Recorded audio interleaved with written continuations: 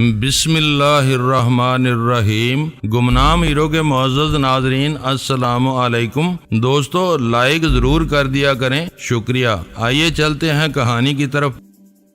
وہ سمندر کی طرح بفر رہا تھا مگر جاگ کی طرح بیٹھ گیا۔ اس کے آگے کوئی راستہ نہیں تھا، اسے ہمارے ہر حکم پر عمل کرنا تھا۔ وہ پارس کو لے کر ایئرپورٹ پہنچ گیا۔ وہاں کتنے ہی بچے نظر آئے، فوج کا سخت پہرا تھا، یقیناً جاسوس بھی سادہ لباس میں گھوم رہے ہوں گے۔ رسونتی مراد واٹسن کے دماغ میں جم کر بیٹھ گئی تھی تاکہ وہ کوئی چلاکی نہ دکھا سکے۔ ایک طرف بچوں کے سامان کی چیکنگ ہو رہی تھی، دوسری طرف تمام بچوں کو ایک قطار میں کھڑا کرنے کے بعد اینٹی میک اپ کیمرے کے سامنے سے گزارا جا رہا تھا۔ چند افسران ٹی وی اسکرین کے پاس بیٹھے ہوئے تھے اور گزرنے والے بچوں کے چہروں کو ہر زاویے سے دیکھتے اور پرکھتے جا رہے تھے۔ ڈاکٹر ودیا ساگر نے بڑی مہارت سے پارس کے چہرے پر سرجری کی تھی۔ وہ بخیریت اس کیمرے کے سامنے سے گزر گیا، کسی کو شبہ تک نہیں ہوا۔ طیارہ اپنے وقت پر پرواز کرنے لگا۔ اس میں تقریباً 15 مسافر بچے تھے اور وہ 5 برس کی عمر سے 15 برس کی عمر تک کے تھے۔ ان میں 7 بچے ایسے تھے جو 5 برس سے لے کر 8 برس تک تھے، لیکن عمروں کا فرق ہونے کے باوجود وہ ایک جیسا قد رکھتے تھے۔ انہیں اگر ایک قطار میں کھڑا کیا جاتا تو ان کے قد اور جسامت میں 19-20 کا فرق ہوتا۔ بہرحال ہمارا پارس ان کے درمیان بخیریت سفر کر رہا تھا۔ ادھر مراد واٹسن بے قرار تھا، جلد سے جلد اپنے بیٹے کو حاصل کرنا چاہتا تھا۔ پارس کو رخصت کرنے کے بعد وہ کار میں آ کر بیٹھ گیا، سوچ کے ذریعے آواز دینے لگا، فرحاد تم کہاں ہو؟ میں انتظار کر رہا ہوں، مجھے میرا بیٹا اور اہم دستاویزات چاہیے۔ رسونتی اپنے بیٹے کے پاس تھی، وہ اس وقت تک ساتھ چھوڑنا نہیں چاہتی تھی جب تک سرحد پار نہ ہو جائے، لیکن مراد واٹسن کا بھی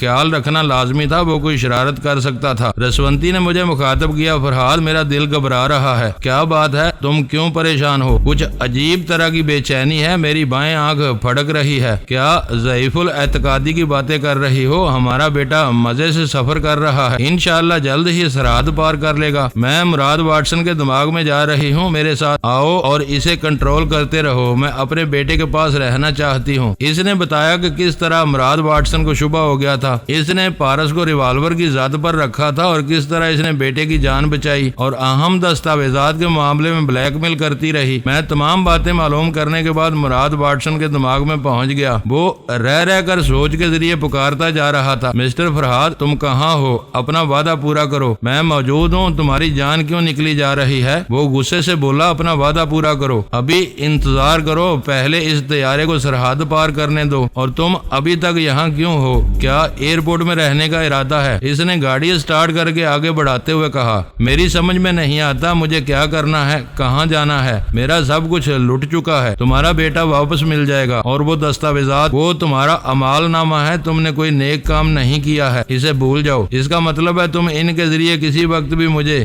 بلیک میل کر سکتے ہو۔ مجھے بلیک میل کرنے کے لیے کسی دستاویز کی ضرورت نہیں ہوتی، جس وقت چاہوں گا تمہاری کھوپڑی میں بیٹھ کر تمہارے جرائم تمہاری زبان سے اگلوا دوں گا، تم گھر جا کر آرام سے رہو، میرا انتظار کرو، میں ابھی آؤں گا۔ پارس طیارے میں منگل پانڈے کے ساتھ بیٹھا ہوا تھا۔ پانڈے اسے ایئرپورٹ پر دیکھتے ہی چونک گیا تھا مگر سمجھ نہیں پایا تھا یہ وہی ٹیپو ہے جسے شنکر کے ساتھ کوٹھی میں دیکھا تھا اور جس کے منہ پر ٹیپ لگا ہوا تھا، یا یہ پارس ہے جو ٹیپو کے روپ میں جا رہا ہے۔ اگر وہ سمجھ بھی لیتا تو کچھ کہہ نہیں سکتا تھا، بیچارہ بین الاقوامی سطح پر جاسوس بننے جا رہا تھا، جسے پکڑنا تھا وہ پاس بیٹھا ہوا تھا اور اسے پکڑ نہیں سکتا تھا، لیکن یہ تجسس تھا کہ اس کے پاس بیٹھا ہوا بچہ پارس ہے یا ٹیپو۔ اس نے قدرے جھک کر بڑی رازداری سے پوچھا، کیا تم وہ ہو؟ پارس نے بھی بڑی رازداری سے کہا، میں وہ ہوں۔ پارس نے اور گہری سرگوشی میں پوچھا، کون ہو؟ وہ جواباً گہری سرگوشی میں بولا، میں وہ ہوں جو تم نہیں جانتے اور جو جانتے ہو وہ نہیں ہوں۔ پانڈے نے جھنجھلا کر کہا، دیکھو میرا نام منگل پانڈے ہے، کوئی میرا نام لینے کی ہمت نہیں کرتا۔ پارس نے کہا، عورتیں نام نہیں لیتی، تھپڑ مار دیتی ہیں۔ وہ ایک دم سے چونک کر سیدھا بیٹھ گیا، پھر اس کی طرف جھک کر بولا، ہاں سمجھ گیا، میں اچھی طرح سمجھ گیا، تم پھر میرے سینے پر مونگ دلنے پہنچ گئے ہو۔ طیارے کی محدود فضا میں اسپیکر کے ذریعے آواز سنائی دی، لیڈیز اینڈ جینٹلمین، ہمارا طیارہ 45,000 فٹ کی بلندی پر پرواز کر رہا ہے۔ اب ہم بھارت کی سرزمین چھوڑ کر اپنے پڑوسی ملک پاکستان کی فضا میں پرواز کر رہے ہیں۔ رسونتی نے خوش ہو کر کہا، او فرحاد، خدا کا لاکھ لاکھ شکر ہے، ہمارا بیٹا اس ملک کی سرحد سے نکل چکا ہے۔ میں نے مسکرا کر کہا، ہاں تقریباً 6 گھنٹے بعد وہ تمہاری آغوش میں ہوگا، تم جاؤ اور ٹیپو کو اس کے باپ کے حوالے کر دو۔ اتنی جلدی بھی کیا ہے، ذرا اور انتظار کر لو۔ نہیں فرحاد، کسی کی گود سے اس کا بچہ نہیں چھیننا چاہیے، میں نے بہت مجبوری کی حالت میں ایسا کیا، خدا سے دعا ہے کہ آئندہ ایسا نہ کرنا پڑے۔ میں نے اس کے جذبات کا خیال کرتے ہوئے شنکر سے کہا، ٹیپو کو فوراً اس کی کوٹھی کے سامنے پہنچا دو، تم میں سے کوئی مراد واٹسن کی نظر میں نہ آئے۔ وہ فوراً ہی میرے حکم کی تعمیل کے لیے ٹیپو کو لے کر چل پڑے۔ جب میں آدھے گھنٹے بعد مراد واٹسن کے پاس پہنچا تو بیٹا باپ سے مل گیا تھا اور وہ ٹیلی فون کا ریسیور کان سے لگائے بڑے بڑے پولیس اور فوجی افسران کو اطلاع دے رہا تھا میرے ساتھ دھوکا ہوا ہے، میرے بیٹے کو اغوا کیا گیا تھا، اس کی جگہ فرحاد اپنے بیٹے پارس کو لے گیا ہے۔ میں نے رسونتی کے پاس آ کر اسے بتایا کس طرح مراد واٹسن تمام اعلیٰ افسران کو اس فراڈ کی اطلاع دے رہا ہے۔ رسونتی نے پوچھا، فرحاد میرا بیٹا خیریت سے میرے پاس پہنچ جائے گا؟ انشاءاللہ ضرور پہنچے گا۔ میری بات ختم ہوتے اسپیکر سے آواز ابھرنے لگی، خواتینو حضرات، ہم آپ کو خوفزدہ نہیں کرنا چاہتے لیکن حقیقت چھپائی نہیں جا سکتی، ہمارا یہ طیارہ مشکلات میں گرا ہوا ہے۔ چند نامعلوم افراد نے پائلٹ روم کو اندر سے لاک کر دیا ہے اور پائلٹ کو اپنی مرضی کے مطابق پرواز کرنے پر مجبور کر رہے ہیں۔ یہ سنتے ہی تمام مسافروں میں کھلبلی مچ گئی، سب پریشان ہو کر ایک دوسرے کو کچھ نہ کچھ کہنے لگے، کچھ تو گھبرا کر کھڑے ہو گئے۔ ایئر ہوسٹر اور اسٹیورڈ ہاتھ اٹھا کر انہیں تسلیاں دے رہے تھے، آرام سے بیٹھنے کے لیے کہہ رہے تھے۔ اسپیکر سے بھی کہا جا رہا تھا، ہم آپ سے حوصلے کی توقع کرتے ہیں، انشاءاللہ ہمارا طیارہ بخیریت زمین پر اترے گا اور کسی کو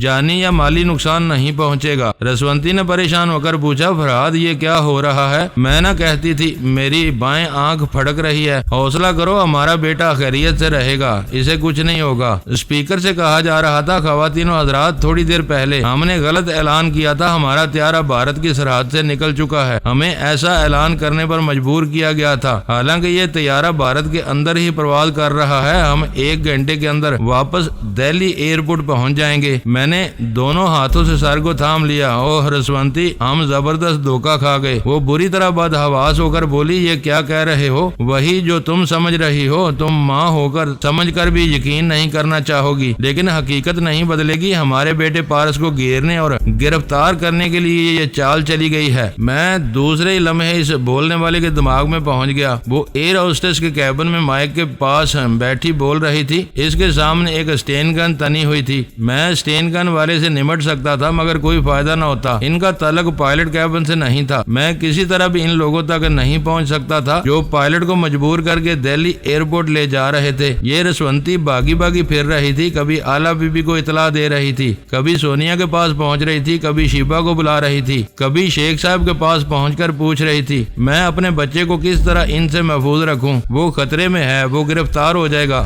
پھر وہاں سے نکال لانا بہت مشکل ہوگا۔ وہ اسے سمجھا رہے تھے، صبر اور حوصلے سے کام لو بیٹی، میں دعا بھی کرتا ہوں اور دوا بھی کرتا ہوں، انشاءاللہ تمہارا پارس صبح صحیح سلامت تمہارے پاس آئے گا۔ اس کی تسلی نہیں ہو رہی تھی، وہ پومی کے پاس بھی پہنچ گئی تھی، کہہ رہی تھی مشین کو جہنم میں ڈالو، میرے بیٹے کے پاس آؤ، خدا نخواستہ اسے کچھ ہو گیا تو میں تم میں سے کسی کو منہ نہیں دکھاؤں گی، اپنی جان دے دوں گی۔ میں نے ڈانٹ کر کہا، رسونتی ہوش میں آؤ، تمہاری یہ دیوانی ممتا ہم میں سے کسی کو سوچنے سمجھنے کا موقع نہیں دے گی۔ وہ غصے سے بولی، تم کب تک سمجھتے رہو گے، وہ طیارہ دہلی پہنچنے والا ہے، تم ایسے چپ ہو جیسے سانپ سونگ گیا ہے، تم نے ابھی تک کسی کو دھمکی بھی نہیں دی ہے، کیا پارس کو گرفتار کیا گیا تو ہم انہیں بڑے سے بڑا نقصان نہیں پہنچا سکتے، تم صبر اور سکون سے میری بات سنو گی تو کچھ سمجھ میں آئے گا۔ ہم نے ابھی تک یہ ظاہر نہیں کیا ہے کہ پارس اس طیارے میں ہے، اگر اس طیارے میں ہوتا تو ہم بے چین ہو جاتے، اسے بچانے کے لیے دھمکیاں دیتے پھرتے، اسے بچانے کے لیے بڑے بڑے ذرائع اختیار کرتے، لیکن ہماری طرف سے خاموشی ہے، ہماری خاموشی انہیں تذبذب میں مبتلا کر رہی ہے۔ تم اب تک جتنے فوجی افسران کے دماغ میں پہنچ چکی ہو، وہاں جا کر دیکھو کیا کھچڑی پک رہی ہے، تمہاری بدحواسی سے یہ مسئلہ حل نہیں ہوگا۔ یہ بات کچھ سمجھ میں آئی، وہ فوجی افسران کے دماغوں کو پڑھنے کے لیے چلی گئی، مجھے بھی جتنی آوازیں اور لب و لہجے یاد تھے میں ان کے پاس جا کر دیکھنے لگا آخر پارس کے سلسلے میں کیا ہو رہا ہے اور دہلی ایئرپورٹ پر کیسے سخت انتظامات کیے جا رہے ہیں۔ میں نے ایک اندازے کے مطابق رسونتی سے درست کہا تھا، وہ سبھی اس بات سے پریشان تھے کہ ہم میں سے کوئی اس بات کا نوٹس کیوں نہیں لے رہا ہے۔ دوسری پریشانی کی بات یہ تھی تھی کہ وہ وائرلیس ریڈیو کے ذریعے اپنے ان سراغرسانوں سے رابطہ قائم کیے ہوئے تھے جنہوں نے پائلٹ کو ریوالور اور اسٹین گن سے گھیر رکھا تھا، اسے راستہ بدلنے پر مجبور کر رہے تھے۔ انہوں نے جھوٹ کہا تھا کہ وہ طیارہ بھارت کی حدود میں پرواز کر رہا ہے، جبکہ وہ بھارت کی ہی نہیں پاکستان کی سرحد بھی پار کر چکا تھا۔ یہ ان کے لیے زیادہ پریشانی کی بات تھی۔ پائلٹ اس بات پر بضد تھا کہ وہ طیارے کو واپس نہیں لے جائے گا، یہ بین الاقوامی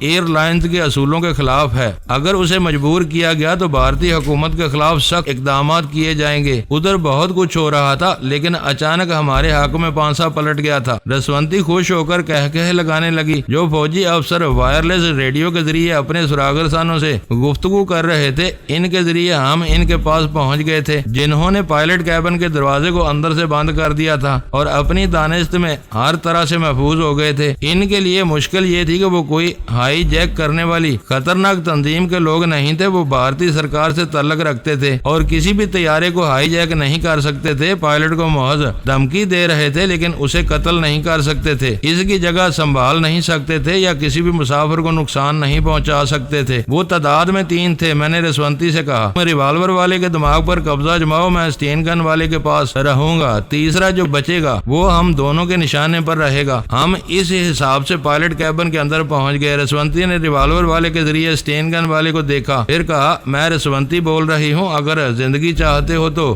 2 میں سے ایک کام کرو، مجھے مار ڈالو یا ہتھیار پھینک دو۔ وہ حیرانی سے ریوالور والے کو دیکھتے ہوئے بولا، یہ کیا بکواس کر رہے ہو؟ میں نے اسٹین گن والے کی زبان سے کہا، میں فرحاد علی تیمور بول رہا ہوں۔ رسونتی نے جو کہا اس پر عمل کرو، ہم دونوں کو مار ڈالو، تم اکیلے بچو گے تو تمہارے دماغ پر قبضہ جما لیں گے۔ اب چت بھی ہماری ہے، پٹ بھی ہماری۔ وہ پریشان ہو کر اپنے ساتھیوں کو باری باری دیکھنے لگا۔ پائلٹ بھی بار بار سر گھما کر دیکھ رہا تھا۔ میں نے کہا، زیادہ سوچنے کا موقع نہیں ہے، ہتھیار ڈال دو، دروازہ کھولو، مسافروں کے پاس چلے جاؤ۔ وہ ہچکچا رہا تھا۔ رسونتی نے کہا، تمہیں ہتھیار ڈالنا نہیں آتا، لو میں سکھا دیتی ہوں۔ وہ چشمے ددن میں اس کے پاس آئی، اس کے دماغ پر قبضہ جمایا، اس کے ہاتھ سے ہتھیار گرائے اور پھر ریوالور والے کے دماغ میں پہنچ کر بولی، اب دروازہ کھول کر جاؤ ورنہ تمہیں جانے کا ڈنگ بھی سکھایا جائے گا۔ وہ دروازہ کھول کر جانا چاہتا تھا۔ میں نے کہا، ٹھہرو، ابھی تم یہیں رہو رسونتی، ہمیں ایک دوسرے کی جگہ لینا ہوگی۔ میں ریوالور والے کے دماغ میں آ رہا ہوں، تم ادھر آ جاؤ۔ ہم نے دونوں کو ایک ساتھ کے لیے چھوڑا، پھر جگہ بدل کر ان کے دماغوں پر قبضہ جما لیا۔ اب میں ریوالور والا تھا اور وہ اسٹین گن والی تھی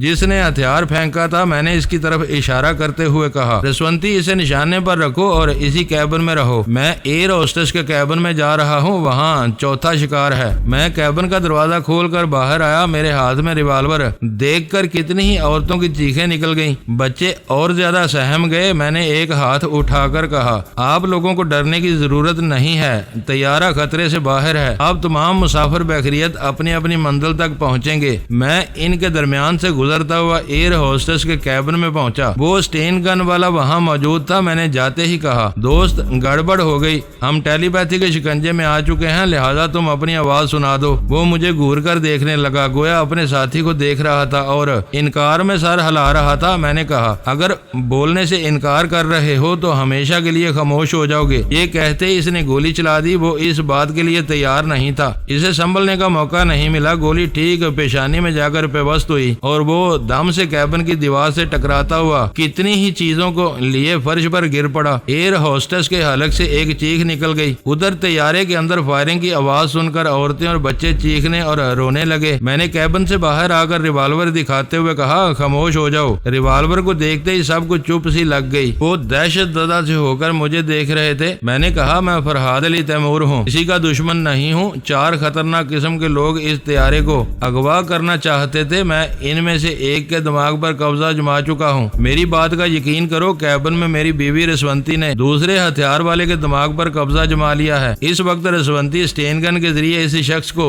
دھکا دیتی ہوئی باہر لائی جس کے ہاتھ سے ہتھیار گرایا تھا۔ ادھر سے وہ بولی، میرے بہنوں اور بھائیوں، میں ایک بیوی ہوں، ایک ماں ہوں، اس طیارے میں میرا معصوم بچہ سفر کر رہا ہے، یہ بدماش اسے اغوا کرنا چاہتے تھے، اس کے لیے تم سب کو پریشان کر رہے تھے، ہم نے ان پر قابو پا لیا ہے، اب پریشانی کی بات نہیں ہے، اب لوگ آرام سے سفر کریں اور ہنستے بولتے کھاتے پیتے رہیں۔ جس کے ہاتھ سے ہتھیار گرایا گیا تھا، میں نے اس کے ہاتھ کو پیچھے کی طرف موڑ کر رسی سے باندھ دیا۔ جس کیبن میں اس کے ساتھی کی لاش پڑی تھی وہاں اسے دھکیل دیا۔ پھر میں نے رسونتی کو پاس بلا کر اس کے ہاتھ پیچھے سے باندھ دیے۔ اس کے بعد میں نے 2 ہٹے کٹے مسافروں کو بلا کر کہا، میں بھی کیبن میں جا رہا ہوں، میرے ہاتھ پاؤں باندھ دو اور اس کیبن کو باہر سے بند کر دو، اس کا دروازہ ہرگز نہ کھولنا۔ انہوں نے میری ہدایت پر عمل کیا، ان تینوں کو کیبن میں بند کر دیا۔ ایئر ہوسٹس نے دروازے کو لاک کر دیا، ان کے تمام ہتھیار اسٹیورڈ کو دے دیے۔ ہمارے ایسا کرنے سے تمام مسافروں کو اطمینان ہو گیا تھا۔ ایئر ہوسٹس کھانے پینے کی ٹرالی لے کر ان کے درمیان سے گزرنے لگی، سب خوش ہو گئے تھے اور ہنسنے بولنے لگے تھے۔ میں نے رسونتی سے کہا،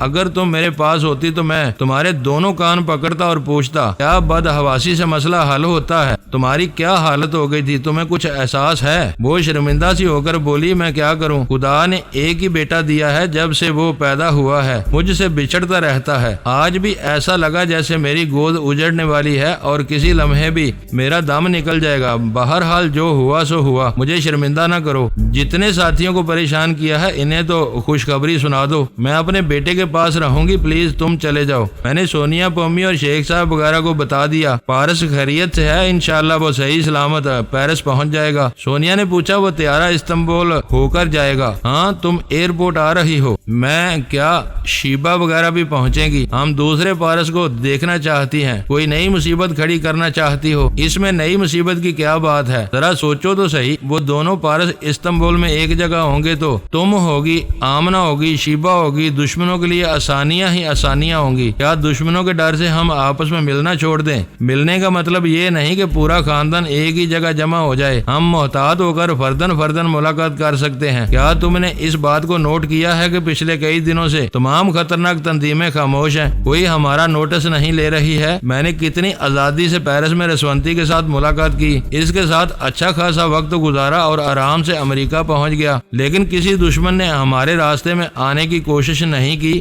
آخر بات کیا ہے؟ تم ایسے پوچھ رہے ہو جیسے میں بھی دشمنوں میں سے ایک ہوں، ویسے یہ بات قابل غور ہے۔ طوفان اٹھنے سے پہلے سمندر پرسکون ہو جاتا ہے، یہی سکون تمام تنظیموں نے اختیار کیا ہے۔ پتہ نہیں یہ سب کی سب کیا طوفان لے کر اٹھنے والی ہیں اور تم ان کے لیے راستہ ہموار کرنا چاہتی ہو۔ تمہیں اعتراض ہے تو پارس سے جوجو اور شیبہ نہیں آئیں گی، چلو میں بھی نہیں آؤں گی۔ ذرا رسونتی سے پوچھ کر دیکھو، کیا وہ اپنے دوسرے بیٹے سے ملنا نہیں چاہتی؟ رسونتی سے ملانا ہے تو پارس اول کو پیرس پہنچا دو، دونوں بیٹے ایک ساتھ ماں کے پاس پہنچ جائیں گے۔ کل رسونتی پارس سے ملنے کے لیے قاہرہ گئی تھی، تم نے اسے پیرس بلا لیا تھا۔ جب وہ ایک بیٹے سے ملنے کے لیے پیرس چھوڑ سکتی ہے تو کیا پارس اول سے ملنے کے لیے استنبول نہیں آ سکتی؟ یہ کیا بحث لے بیٹھی ہو؟ رسونتی سے کہو مجھ سے بات کرے۔ میں نے رسونتی سے کہا، جاؤ سونیا بلا رہی ہے۔ اس نے سونیا سے پوچھا، کیا بات ہے؟ سونیا نے کہا، فرحاد صاحب نے حکم دیا ہے کہ پارس دوئم پر تمہارے حقوق ہیں اور اول پر ہمارے۔ رسونتی نے پوچھا، یہ کیا بات ہوئی؟ یہی بات ہو رہی ہے، فرحاد نے منع کر دیا ہے کہ ہم استنبول ایئرپورٹ میں آ کر پارس دوئم کو نہیں دیکھ سکتے۔ بات سچ بھی ہے،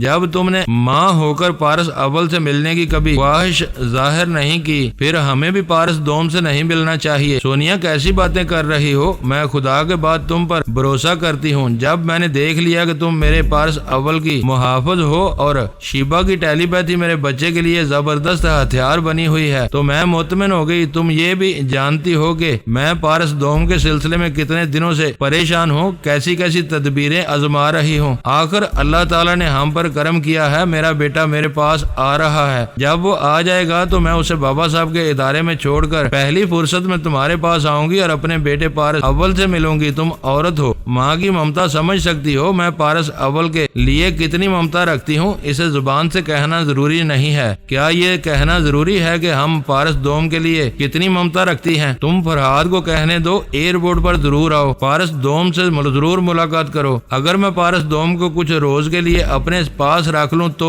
ہاں، رسونتی ہچکچانے لگی، پھر جلدی سے مسکرا کر بولی، کیوں ایک ماں کا امتحان لے رہی ہو؟ امتحان کی کیا بات ہے، پارس دوم کو میں رکھ لوں گی، پارس اول کو تمہارے پاس بھیج دوں گی۔ سونیا خدا کے لیے ایسے چکرانے والی باتیں نہ کرو، میں کوئی معقول جواب نہیں دے سکوں گی۔ اس میں جواب دینے یا نہ دینے کی کیا بات ہے بھائی؟ دونوں تمہارے بیٹے ہیں، یہ نہ صحیح وہ صحیح، تمہارے پاس ایک بیٹا آنا چاہیے، کیا پارس اول کو تمہارے پاس نہیں آنا چاہیے؟ میں کب انکار کرتی ہوں، لیکن میری تڑپ کو سمجھنے کی کوشش کرو۔ میں بہت عرصے سے پارس دوم دوم کے ساتھ وابستہ رہی ہوں، اس کے لیے جدوجہد کرتی رہی ہوں، اس کے لیے راتیں جاگتی رہی ہوں۔ اگر میں اندھی ہوتی اور مجھے آنکھیں ملتی تو سب سے پہلے پارس دوم کو دیکھنے کی خواہش کرتی۔ اگر میں یہی ممتا اور تڑپ پارس اول کے لیے تمہارے دل میں پیدا کر دوں تو آخر تمہارے ارادے کیا ہیں؟ تم کیا چکر چلانا چاہتی ہو؟ خدا کے لیے پارس دوم کو میرے پاس رہنے دو۔ سونیا نے ہنستے ہوئے کہا، میں اور زیادہ چھیڑوں گی تو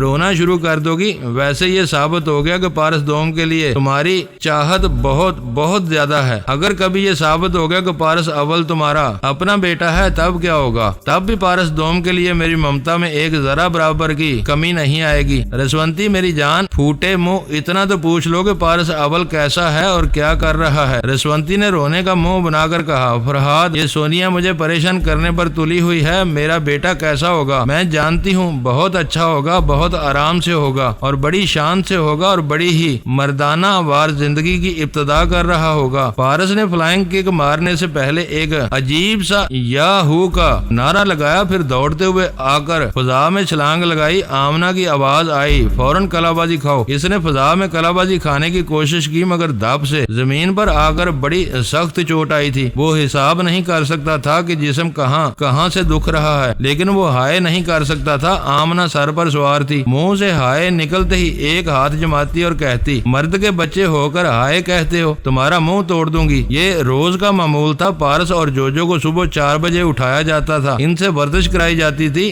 دوڑ لگوائی جاتی تھی۔ اب آمنہ کا یہ کام ختم ہو جاتا تو صبح 6 بجے پارس اور جوجو شمال کی طرف منہ کر کے بیٹھ جاتے تھے، پلیتھی مارتے تھے اور دونوں گھٹنوں پر ہاتھ رکھ لیتے تھے، آنکھیں بند کر کے سانس زیادہ سے زیادہ روکنے کی مشقیں کرتے تھے۔ شیبا باری باری ان دونوں کے دماغوں میں پہنچتی رہتی تھی اور سانس روکنے کے سلسلے میں انہیں سہارا دیتی رہتی تھی۔ وہ صرف آدھا گھنٹہ پلیتھی مار کر یوگا کی مشقیں کرتے ہوئے سانس روکتے تھے، اس کے بعد یوگا کے مختلف آسن اختیار کرتے تھے۔ اس دوران پارس سے کوئی بھول ہو جاتی تو جوجو کھلکھلا کر ہنسنے لگتی اور تالی بجا بجا کر کہتی تھی، میں جیت گئی، میں جیت گئی، تم ہار گئے۔ پارس پیشانی پر ہاتھ مارتے ہوئے شیبا سے کہتا، ممی اس کے اندر سے بچپنا تو نکالیے، ایسا نہ ہو سانس روکتے روکتے بچپنا رہ جائے، سانس نکل جائے۔ جوجو معصومیت سے بولتی، نہیں ممی، سانس رہنے دیجئے، بچپنا نکال دیجئے، ان صاحب کو تو میرے بچپنے سے چیڑ ہو گئی ہے۔ شیبا اسے سمجھاتی تھی، بیٹی جو ہمیشہ بچے اور معصوم بن کر رہتے ہیں انہیں دنیا والے دھوکہ دیتے ہیں، نقصان پہنچاتے ہیں۔ ہمیشہ چلاک اور تیز ترار بننے کی کوشش کرو، دنیا میں کسی شخص کو معصوم نہ سمجھو، ہر شخص اپنی معصومیت کے پیچھے مکاری چھپا کر رکھتا ہے۔ وہ خوش ہو کر بولی، اس کا مطلب ہے پارس بھی مکار ہے؟ ہو سکتا ہے اس عمر میں مکاری ظاہر نہیں ہوتی، بڑا ہوگا تو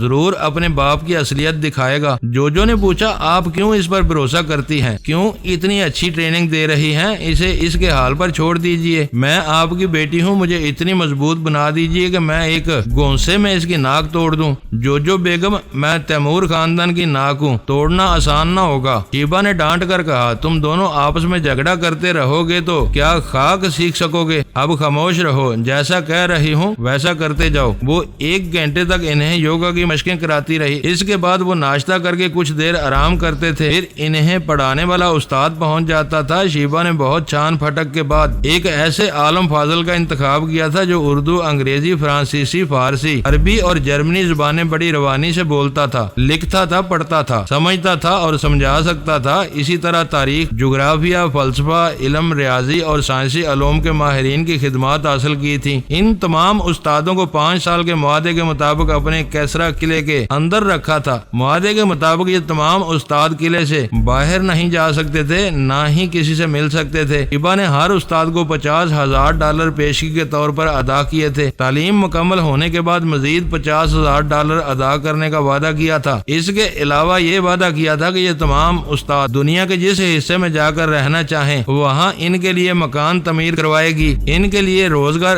مہیا کرے گی۔ جب اتنی بڑی بڑی سہولتیں حاصل ہوں تو بھلا کون پابند ہونا نہ چاہے گا؟ یہ تمام استاد اس قلعے میں رہ کر پارس اور جوجو کو تعلیم دے رہے تھے۔ وہ دن کے 12 بجے تک تعلیم حاصل کرتے تھے اور جو کچھ حاصل کرتے تھے وہ ان کے دماغوں میں اس طرح نقش ہو جاتا تھا کہ استاد بھی حیران رہ جاتے تھے۔ وہ کبھی سمجھ نہیں پاتے تھے کہ یہ ٹیلی پیتھی کا کمال ہے۔ استاد انہیں جو کچھ سکھاتے تھے شیبا چپ چاپ خیال خوانی کے ذریعے سیکھتی رہتی تھی۔ جوجو اور پارس پارس گہری نیند میں ہوتے تو وہ ان کے دماغوں میں پہنچ کر وہی سبق نقش کر دیتی تھی۔ اس کے بعد بھولنے کا سوال ہی پیدا نہیں ہوتا تھا۔ شیبہ کا یہ عمل صرف لکھنے پڑھنے تک محدود نہیں تھا۔ آمنہ جو کچھ سکھاتی تھی اس وقت بھی وہ دونوں کے دماغوں میں باری باری رہتی تھی اور وہ سب ان کے دماغوں میں نقش کرنے کی کوششیں کرتی رہتی تھی۔ سونیا ہفتے میں 2 دن کے لیے کیسرا قلعے میں آتی تھی۔ وہ 2 دن جوجو اور پارس پر بڑے بھاری ہوتے تھے کیونکہ وہ چکرا دینے والے سوالات کرتی تھی، ایسے کھیل کھیلتی تھی جس میں صرف